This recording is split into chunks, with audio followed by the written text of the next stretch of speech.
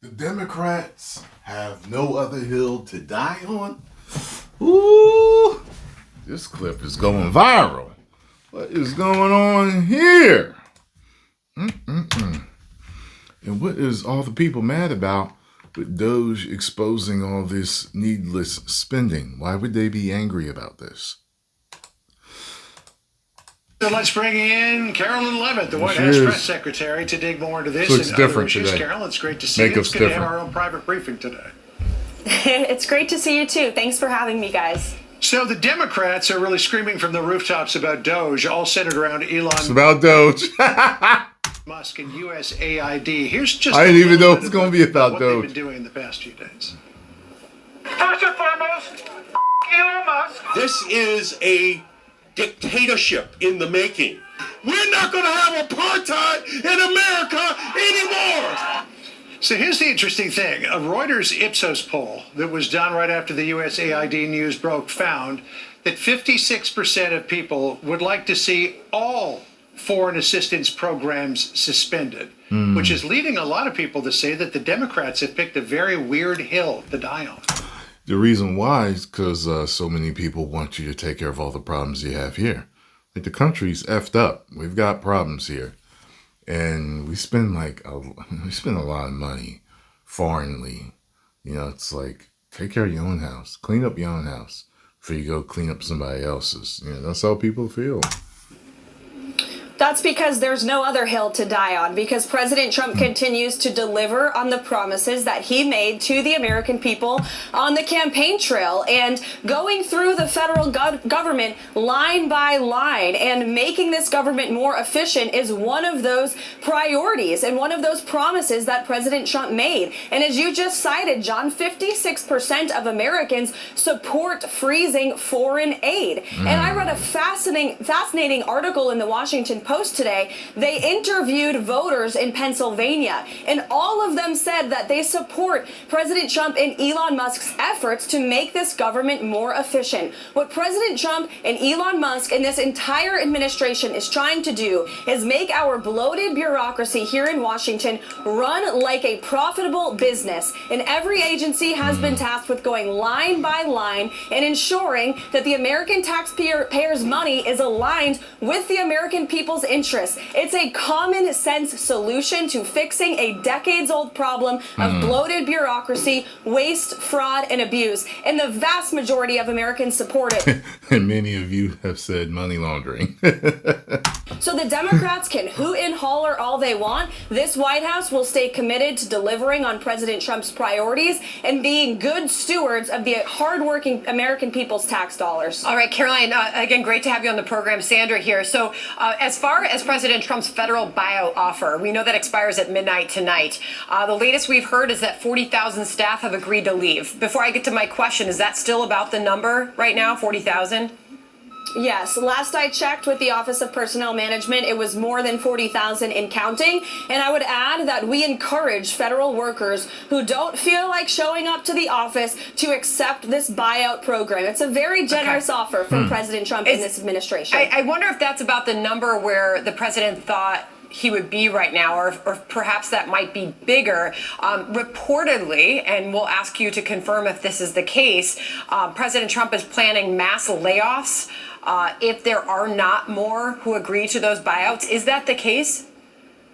I haven't heard the president discuss that directly, so I can't confirm that. But like I said, we do know that more than 40,000 and counting federal workers have agreed to this buyout program. And they are looking forward, I guess, to having their 8-month paid vacation. The president made a commitment that he was going to encourage the federal workforce to return to the office. We know only 6% of federal workers are working in the office right now. Wow. That's unacceptable, and that's why the buyout program was offered. So I guess this happened during the vid. And, it's lasted till now. Is that what's going on? The whole working from home thing? I want to ask about the president's announcement on Gaza the other day, which... See, I'm one of the people who's like, look, if you are productive at home, you can stay at home. But I know a lot of old school business owners are like, no, come in to work. And they believe, you know, psychologically, when people believe they're being watched, they cross their T's and dot their I's, and they're more productive. So You know, I think it depends on what you do.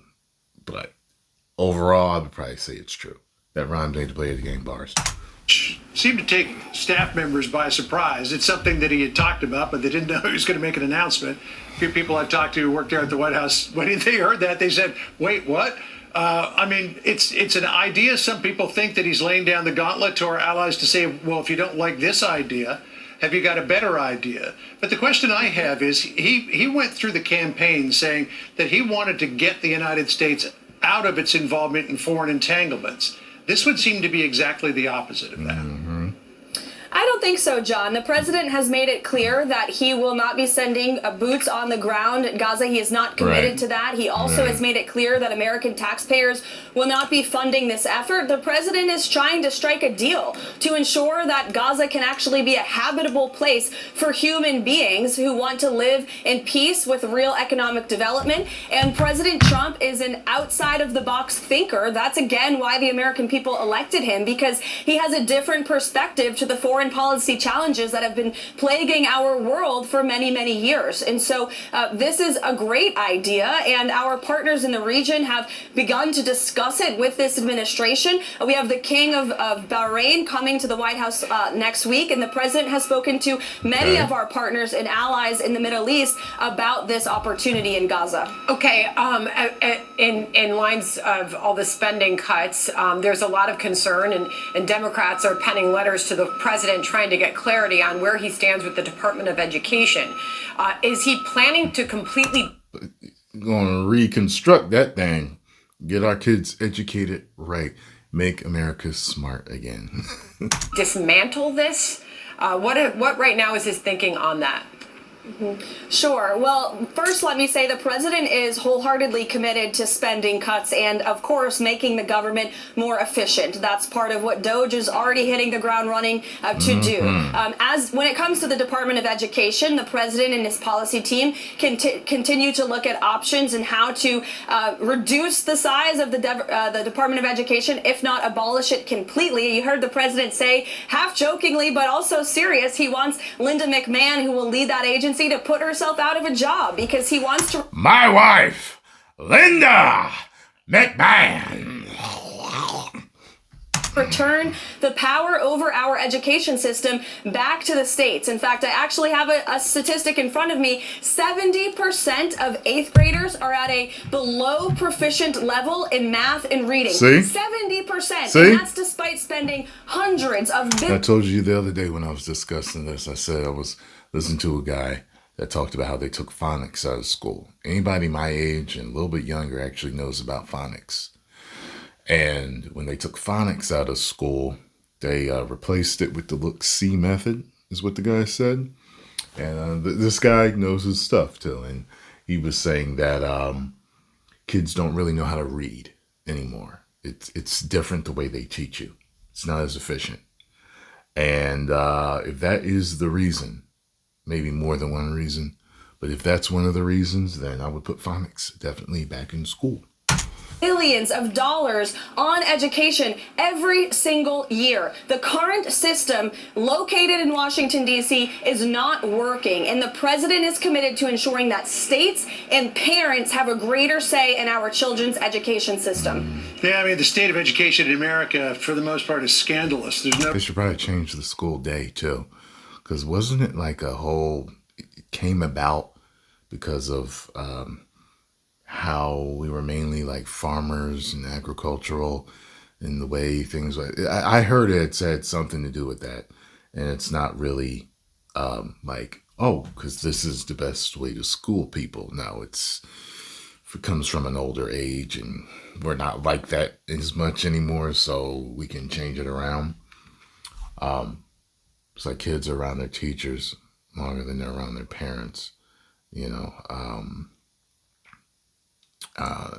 certain ways, you know what I mean? And it's just, I don't know if it's truly, I'm trying to think how many hours are in school versus like after you get out of school to when you go to bed.